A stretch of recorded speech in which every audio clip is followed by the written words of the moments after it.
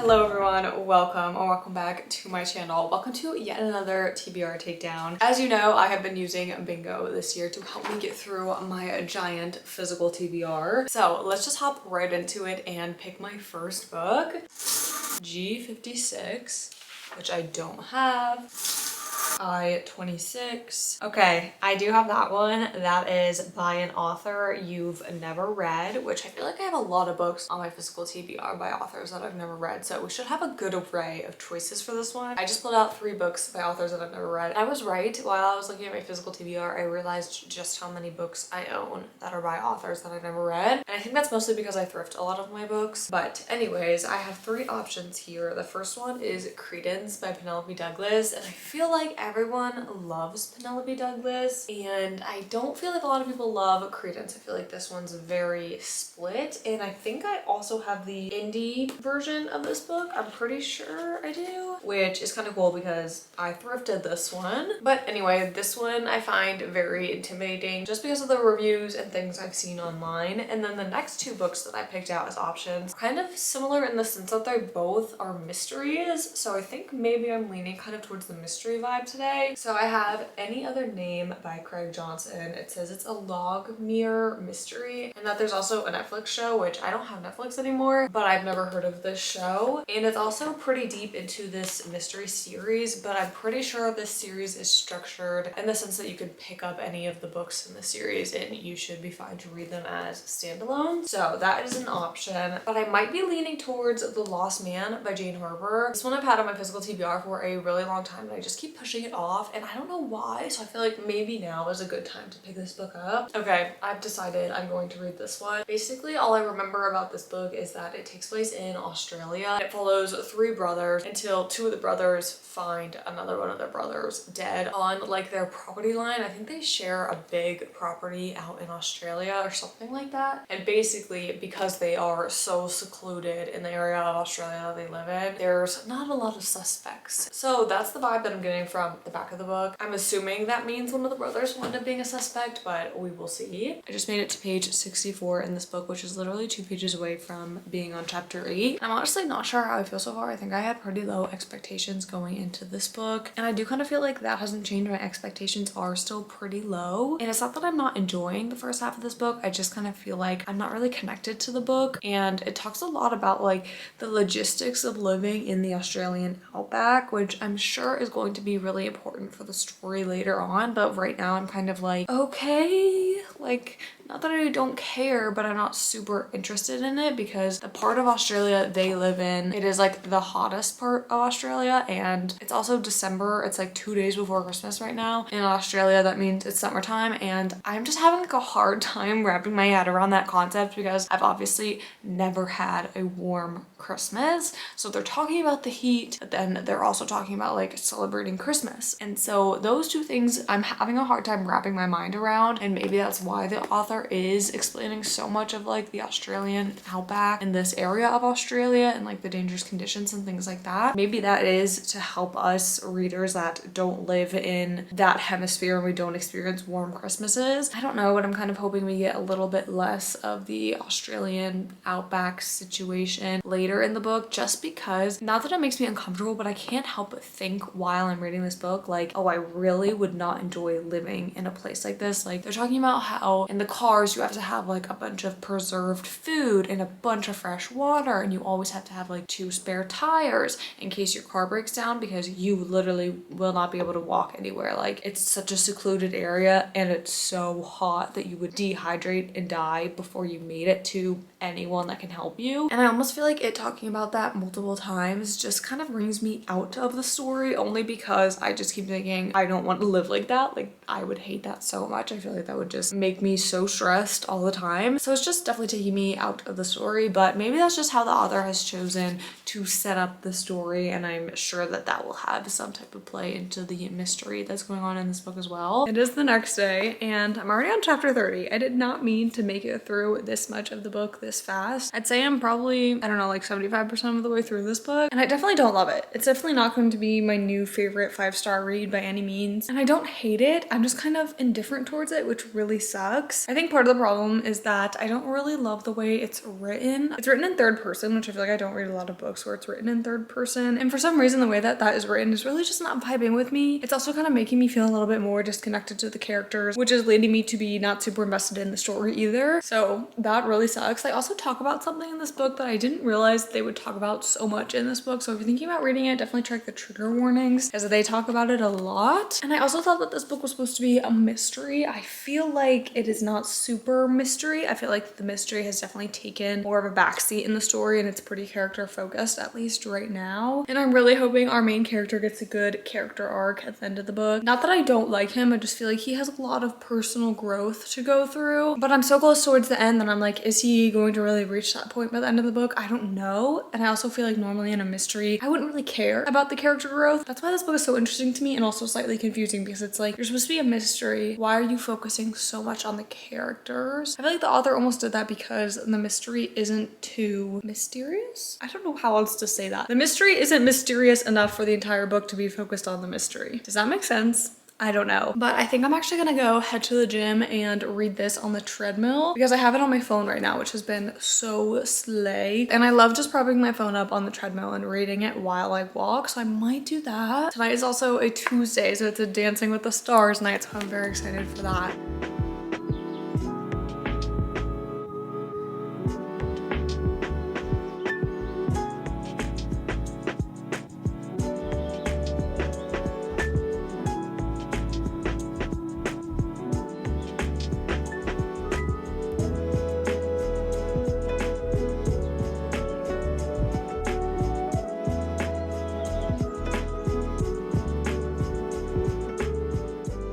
The Last Man, so let's talk about it. I think I'm gonna give this book a 2.5 star. And I really don't like when I'm reading a book in a reading vlog and I don't end up liking it because I don't like talking bad about books by any means. And also just because I don't like a book doesn't mean that you're not gonna like a book, okay? But my biggest problem with this one was that it was very predictable towards the end, at least in my opinion. And I feel like I didn't guess the main thing, like the main reveal, but I did guess everything else that they revealed. And I feel like that's the only way I can put that without giving spoilers out on this book. And I just found myself not really loving the way that it was written. Like, for example, the mom's name was Liz. And in the third person like narration, she was Liz, but then when her kids were talking to her, she was Mom. And it was like, why are we referring to Liz as Liz in the narration? But really she's Mom. Like, it should just be Mom, you know? I don't know. That was just weird to me. But also at the same time, like, it made sense. But there was just a point in the book where I was like, why is Liz like this? Like, why is she Liz and she's also Mom? I just didn't like that. And I think that was just because it was written in third person and I don't love third person. Well, maybe I just don't love third person like this. I don't know. And I also just kind of feel like there are better mysteries out there, at least in my opinion. There's other mysteries that I've liked a little bit better. And I think also on that note, I would rather read a thriller than a mystery. And I should know that, so I should probably pick up more thrillers than mysteries, but I still keep picking up mysteries, especially during like this cozy fall season. I think I would just rather read a thriller, and this was not thrilling at all. This is just 100% like a true mystery, and I think that's all I have to say about this one. So let's pick my next book. Oh, 62. Okay, I'm so excited because I already know what book I'm gonna pick for this one. This one says a one-word title. I was actually really hoping that this would happen. I can't even lie to you guys right now. I am going to read Katabasis. This just came out very recently, and I've read a couple other books by this author before, but my special edition copy just came in the mail. Me and my friends also have a book club, and this is our book club book of the month, but look at this edition I have. Like, are you kidding? This is definitely the prettiest book I own by a mile. Anyway, I'm gonna take the dust jacket off because I'm already getting my fingerprints on this book, and I want to preserve it because it's so beautiful. I cannot get over this. This is stunning. Like, in my opinion, this is how you do a special edition. This is how you do sprayed edges. This is stunning. Their design team, oh my gosh, they need a raise. This entire team. This is so beautiful. Okay, I am so excited. Anyway, I don't really know a ton about what this book is about. I read like a one-line summary that was basically saying like they're traveling into the depths of HE double hockey stick. And that's literally all I remember from the synopsis. So I'm very excited to go into this book blind, and I'm so excited that I got this prompt because I have been wanting to read this book. I'm so excited. It's been a while. I just made it to the 150 page mark in this book, so I'm what, like a fourth of the way through, maybe a little bit more. And I'm actually really liking this book so far. Although there's definitely been times where I'm feeling like I don't really want to pick it up, but I don't know if that's just because I want to just lay around and do nothing, or if that's genuinely because I don't want to read the book. But I do remember earlier about saying that this book is about our main character who travels into hell, but I'm pretty sure that's all I said because I think that's all I knew going into this book. But her and her arch nemesis Peter are traveling into the underworld to save their professor who has recently died in a magic accident. And Alice, who's our main character, is kind of claiming that Peter is her rival and he is the one traveling down to the underworld with her. They both kind of claim that they need the professor to further their careers. It basically makes it sound like if they don't have the professor, their whole world is like over. And that part kind of confuses me because it's like, just say you just want to go get him. You know what I mean? Like, I don't really understand how him not being there would end their careers or would make them have to go study something else, because like no way that that would happen. And I know that this isn't real life, but it kind of is like, okay, this reasoning for going and searching for him doesn't really make a ton of sense. And you do dive a little bit more into that, and maybe we will circle back to that in the future. I don't know, but I am really enjoying this book. I did read Dante's The Divine Comedy earlier this year, and I did really like that book. And for some reason, this book is making me like that book even more because Dante's The Divine Comedy is so heavy. It's a classic. It's not super easy to read. It's definitely one of those books where I feel like I would see myself dissecting it in class for sure. So this kind of feels like the fun version of Dante's Divine Comedy. So I'm really enjoying this, and I actually have really high hopes for this book. So we'll see how this turns out.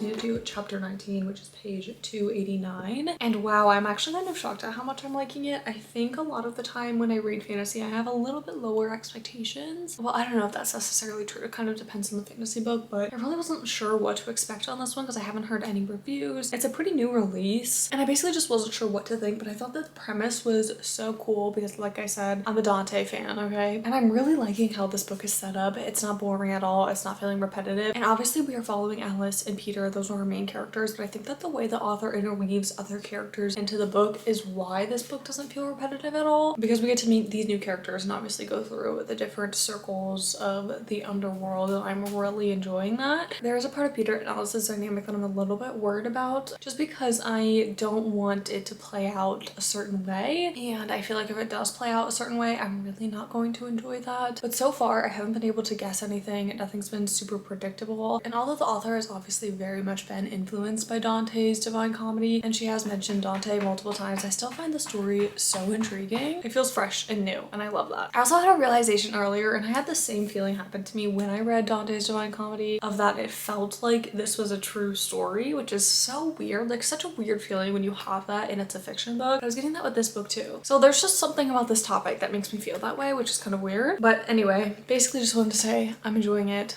Loving the dynamic, loving the setup. I'm having a great day, a grand old time, and you wanna know why? Got my nails done this morning, brown because of fall.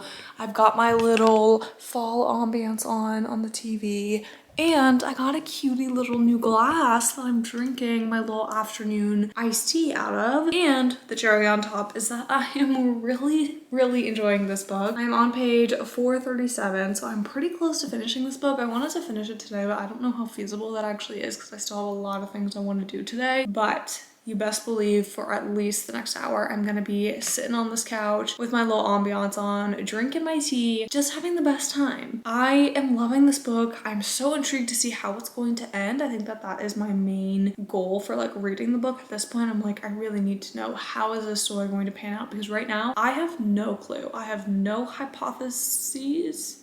No guesses on what is going to happen, none of that. Although I have realized something about this book, and I feel like it's something that I haven't really experienced a lot in books before. Maybe I haven't, I'm like just now noticing it, I don't know, but I feel like our main character will kind of go on like tangents in her head, but at the same time they're related to the story, and it kind of feels like we're getting that background information to the story. But it's weird because I'm noticing her.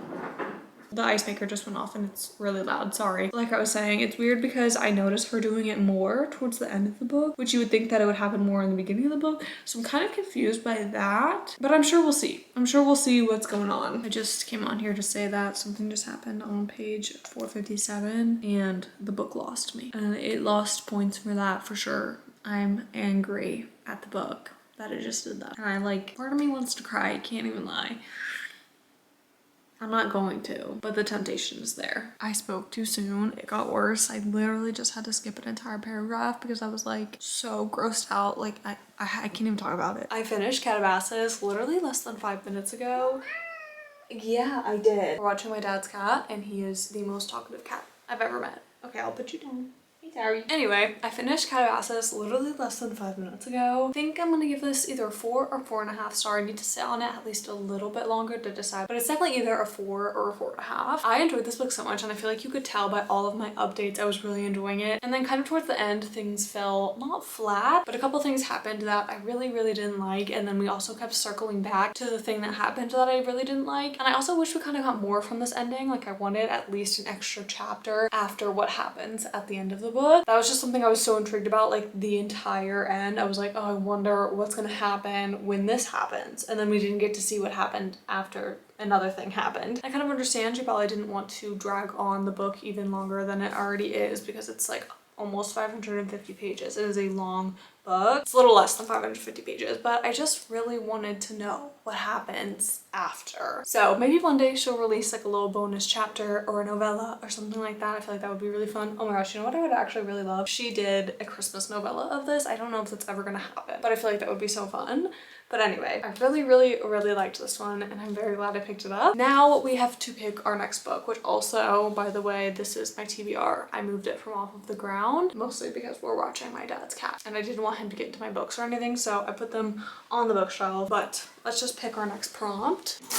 G48. Okay, I have this. This is book published in birth year. I'm not sure if I have this. This is gonna be hard to find. I just looked for so long and I couldn't find a book published in my birth year, so we're going to go with the next best thing. This is Anne of Avalonia, and this is the second book of the Anne of Green Gables series. And I say that this is the second best thing because it says on here that this edition of my book was published in April of, I think, 2003. I can't find it now. Yes, it says April 2003. So, and I was born in April. My camera died last time I was trying to speak, which was actually yesterday, but I have no idea where it cut me off at, but I was basically just trying to say we're going to cheat and use this book because this edition of this book was published during my birth month, which is April. So it's close enough in my book, but I've just made myself a little cup of sleepy time tea and I'm so excited to crawl into bed and just sit and read this book. I did actually listen to the audiobook for a good chunk today, so I'm a little bit over halfway through the book. You cannot see that at all, can you? I am on chapter 19 and I don't think I talked about this book at all. This is the second book in the Anne of Green Gables series, which I believe they are all technically classics, but they're not written in Old English. They are written in like older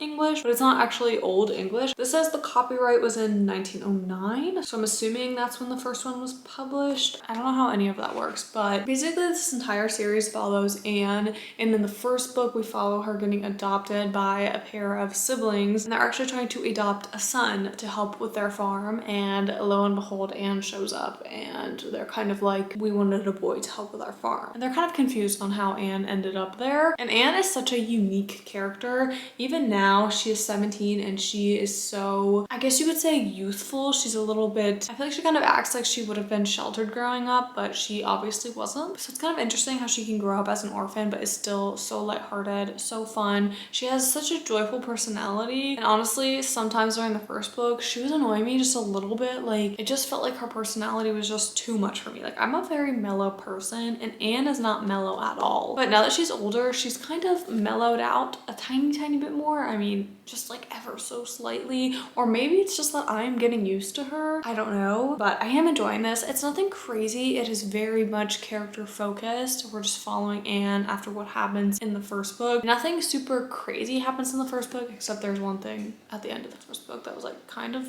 slightly crazy. Not like crazy, but I didn't expect it to happen. But anyway, I would not recommend picking up these books if you're looking for something that is super plot driven. Like, you are very much there just for the characters. So with all of that being said, I am still enjoying this book. There's obviously not a ton that I can say because this is the second book in a series. I don't want to spoil anything, but if you're looking for an easier to read classic, I definitely recommend this series. I sometimes struggle reading some classics, and I don't struggle with these, so that makes me feel good, and I enjoy them. They're pretty lighthearted. I feel like I probably won't get a 5-star out of this series, but I mean, maybe I will. We'll see.